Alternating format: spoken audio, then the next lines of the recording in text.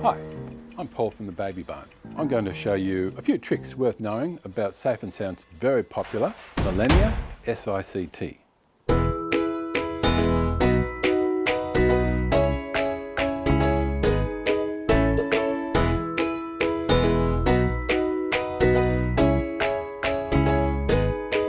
Okay, what's a Millenia SICT? SICT stands for Side Impact Cushion Technology, which are these airbags on the side there.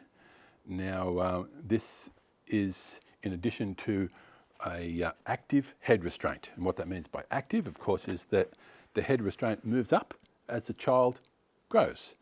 And the beauty of that is that it brings the harness with it, so that as the child's growing, you don't have to pull the whole thing out to rejig the whole thing.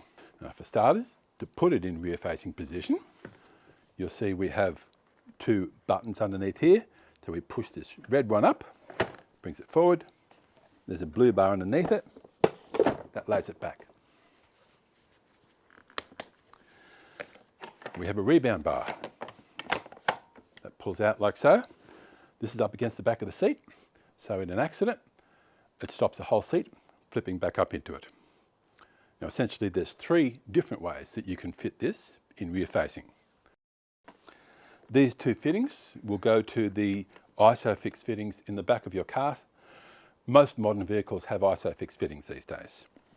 Basically, you click in each side separately and you equalise the pressure a little bit at a time. So you pull a little bit tighter there. You'd pull a bit tighter there, backwards and forwards with your weight on it. Now, when most professionals fit a seat, they'll usually use a couple of towels underneath it to help the angle of the seat. You're seeing this on a flat surface. The back of your car seat is not flat. And if you don't make allowance for that, it sits the child's upright. So we use a few towels rolled up neatly underneath it. Okay, so that's the first way. Now, of course, with ISOFIX, you don't use the seat belt. Basically, you're still going to use the tether strap,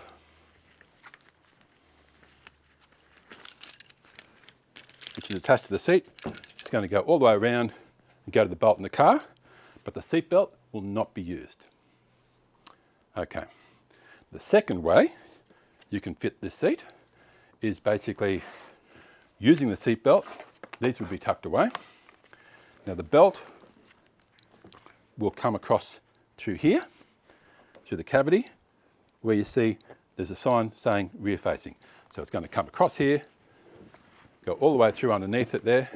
Clearly there's a little cutout there. So it's going to come out the other side and click in.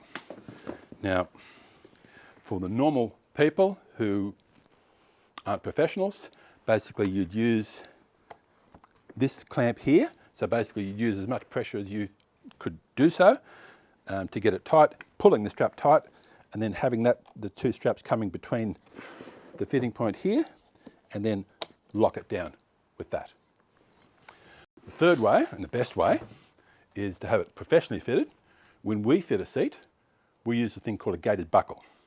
Now basically, again, we find that we actually get a better fit with this than with the ISOFIX. But the ISOFIX is easier for most people to use. But when you use this, you wouldn't use that clamp. Basically, we get it very tight. We have the locking clip on it here, and it's rock solid. So there's three ways you can fit this seat in rear facing. Forward facing. Okay, I'll show you first how to put it into forward facing, and we'll talk about that. Okay, so basically, there's a little button here where I'll press this button, and that releases the rebound bar, so I can push it back into the body neatly. Press studs back in there.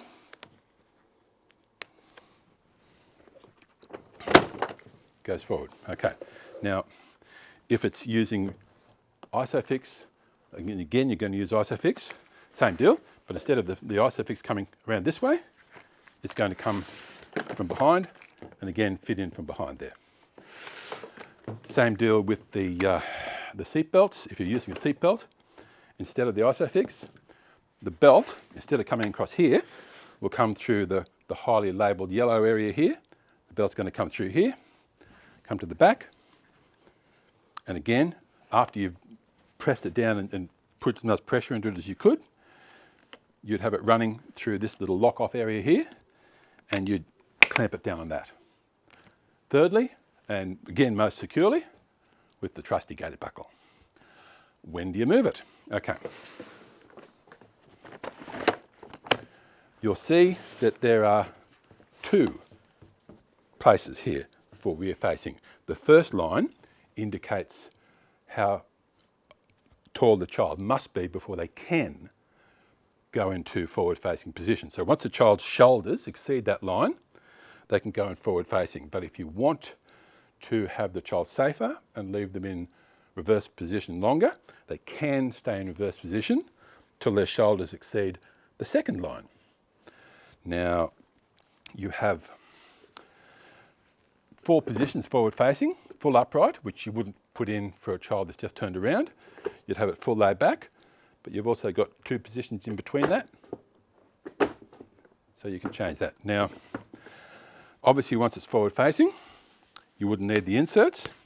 Again, out you go.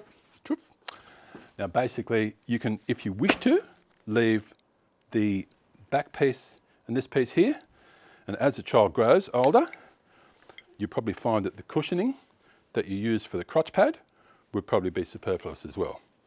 So we'll move that for later on. Now, obviously, as I mentioned to you, the belt moves up when this headpiece comes. So when it's forward facing, you would use the isofix position, either that or the gated buckle. Now, this seat comes in a couple of different fabrics. The Thermo 5 fabric is the Japanese knitted high-tech fabric, which the better seats like the Millenia and the Graphene and the B First use, and it wicks the moisture away from the child's back in the hot Australian weather. It's a very, very good fabric and can only be improved upon in the Safe and Sound family by their nanotechnology fabric, basically the Tex. Now the Tex allows the moisture to bead and run off, so if you spill milk or juice of some sort and it gets dirty, instead of going straight into the fabric, it'll bead and roll off or wipe off. Now obviously you wouldn't leave it on all night, but if you get onto that quickly, it's a very handy thing to have. Now that essentially covers most of the things that the Millenia will do, but it's a very, very workable, very good quality safe seat. It's got a nice big base on it there. Hope it's been helpful. Paul from the Baby Bum. Bye-bye.